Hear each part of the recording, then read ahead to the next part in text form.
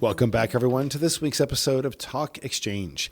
Today's guest is Rhonda Newton of the organization Darkness to Light, and she talks today about her organization's 25-year history in preventing child sexual abuse. It's very valuable information. We hope you get a lot out of today's episode, and we'll see you again next week. Welcome to Talk Exchange. I'm Tracy Edwards, CEO of the National Exchange Club. And I'm Christy Lindahl, Director of Communications. Christy, we've had so much fun developing these podcast episodes and talking to so many guests. And as we head into April, which is National Child Abuse Prevention Month, we're going to focus there. Yes. Our national project. And today we're working with one of our national partners who's been a partner and friend of Exchange, Darkness to Light, for many years since its founding several years ago in collaboration with the Exchange Club of Charleston, South Carolina. And today our guest is their Executive Director, Rhonda Newton. Welcome, Rhonda. Thank you, Tracy. Thanks so much for having me on as a guest today. And hello, Talk Exchange listeners. Well, thank you for joining us. I know we have some exciting things coming up. We appreciated you joining us at our last national convention in San Antonio. And from there, I know we've continued to talk about all of the things that we can do together based on our mutual focus in preventing child abuse. So tell us a little bit. First, let's lead off with Darkness to Light's mission and focus. Absolutely. So I like to say we're a small but mighty team with a vision of ending child sexual abuse. We're actually celebrating our 25th anniversary this year. So over 25 years ago, a little bit of the history, a child sexual abuse crisis had come to light, and that stirred up Charleston, South Carolina. And we had a small but very passionate group of citizens. They came together and they questioned why services only were available after a child was abused. And they wanted to know, what can we do to prevent abuse and keep children safe? So that group mobilized other community members, and they created an initiative around educating adults to protect children. And that's how in the year 2000, Darkness to Light was officially born. Our mission is to provide adults with knowledge and tools they need to build safe environments that protect children from sexual abuse. We believe that it is an adult's responsibility. So it's an adult's responsibility to prevent, to recognize, and to react responsibly to child sexual abuse. Absolutely, and that aligns perfectly with the National Exchange Club's initiative to prevent child abuse. So this is something that I know you and I have talked about several times, and ways that we can work together to get this important message out there and to educate adults. So to that effect, why do you feel that this is a critical time now? You know, it makes you think about how 25 years ago this was a crisis, and same with child abuse, Yes. right? Which National Exchange Club identified years ago, and yet we're still seeing it happen. Do we need to educate more people? What do you see as being critical to this effort? Absolutely. So, I mean, if we take a little step back as to why this is a critical issue to begin with, it impacts millions of children worldwide, and there's devastating long-term consequences of it. The science behind it, they talk about it's an adverse childhood experience, and it's linked to chronic health problems. There is an estimated 42 million adult survivors of sexual abuse living in just the US today. So Oh when my we think God. about that, right, like think about that being 700 NFL stadiums that are full with Wow. survivors. And you have survivors frequently experiencing things like mental health challenges, Sure. depression, anxiety, PTSD, all of these difficulties with relationships and self esteem and trust. And then beyond the personal toll, you have the effect on families, communities, and society as a whole, which contributes to that cycle of trauma and the economic burdens that are related to healthcare, criminal justice, and lost productivity. And many times we're trapped in this cycle of treating the downstream effects of child sexual abuse. But if we tackle this at the source, imagine that ripple effect that would be, resulting from that. There's a saying from Desmond Tutu where it said, we need to stop just pulling people out of the river. Some of us need to go upstream and find out why they're falling in.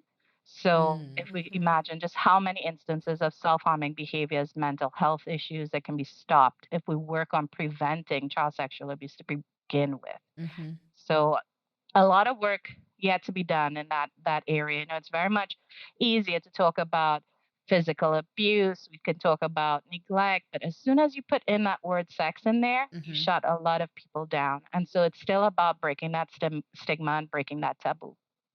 Excellent point. And what are some of the misconceptions that people have about child sexual abuse?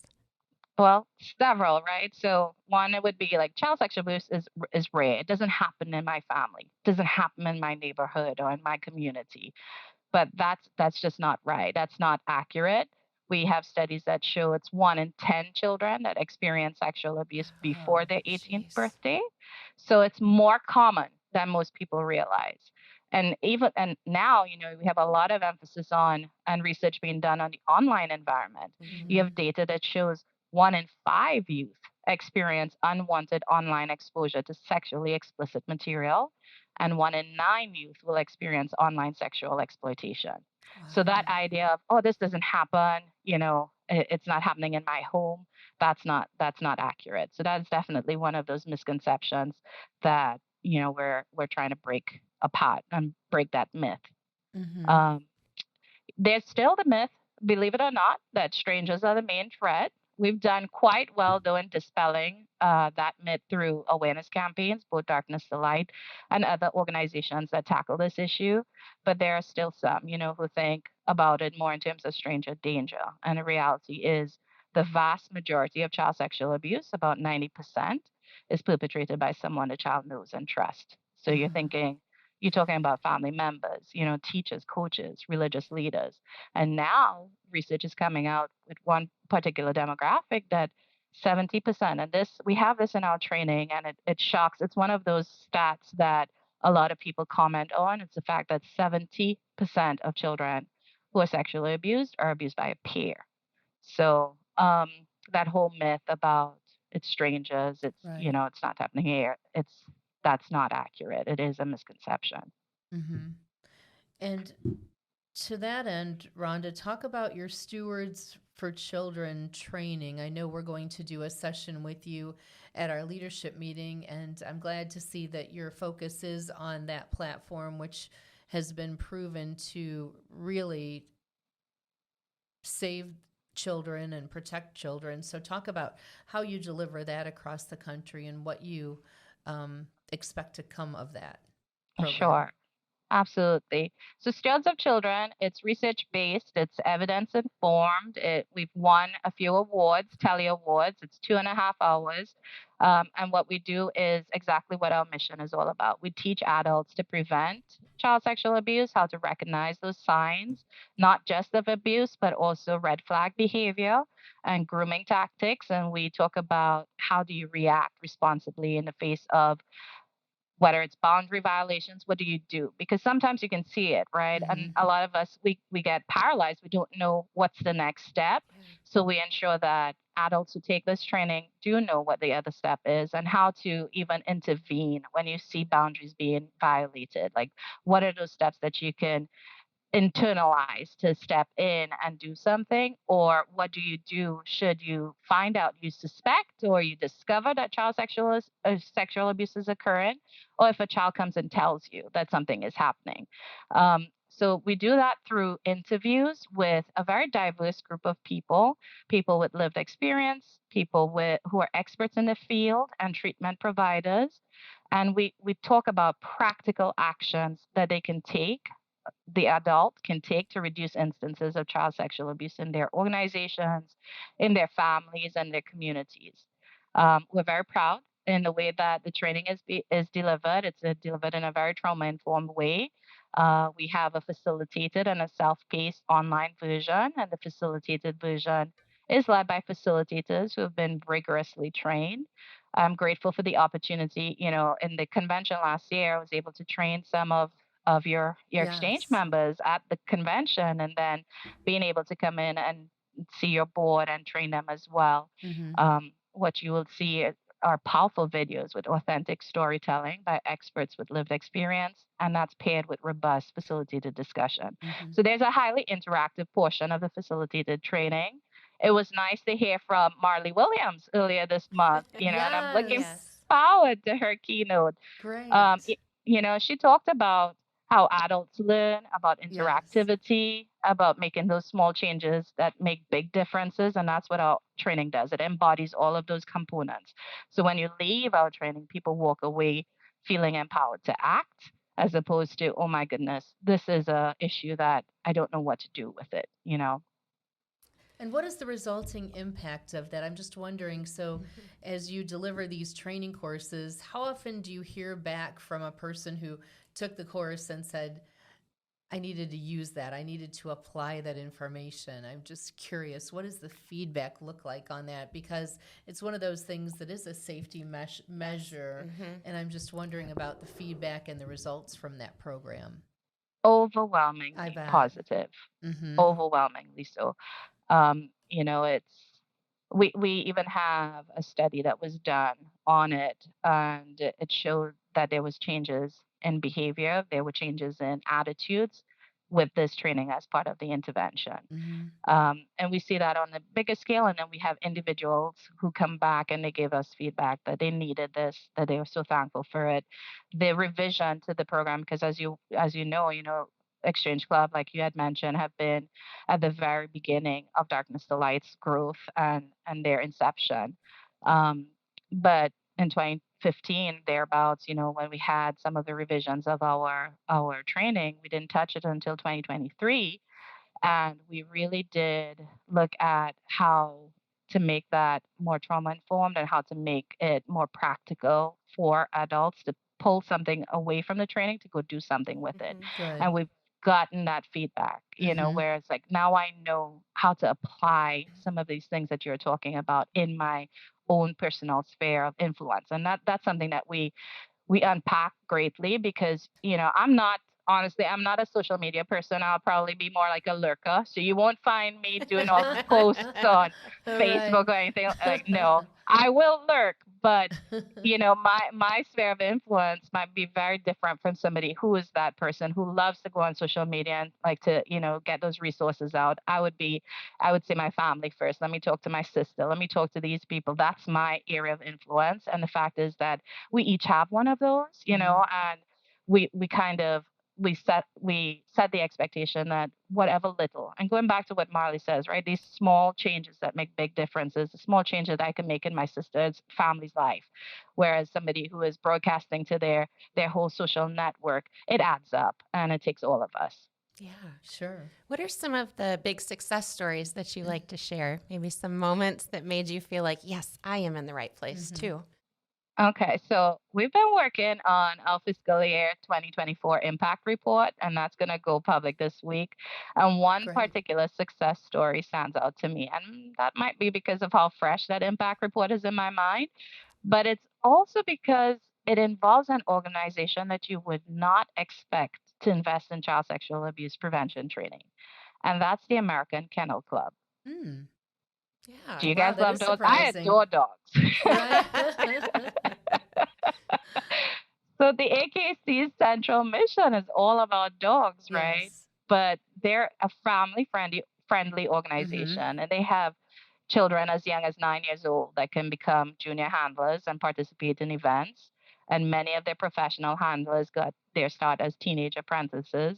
Did Hmm. you all know that? Because I didn't. No, No. I would have never have guessed that. No, and I watch a lot of dog shows, so Oh, I love doing these podcasts. We learn so I much know. random stuff. That just makes me think I've never seen a child handler, but that's cool. They need to start early, Yeah. right? Yeah.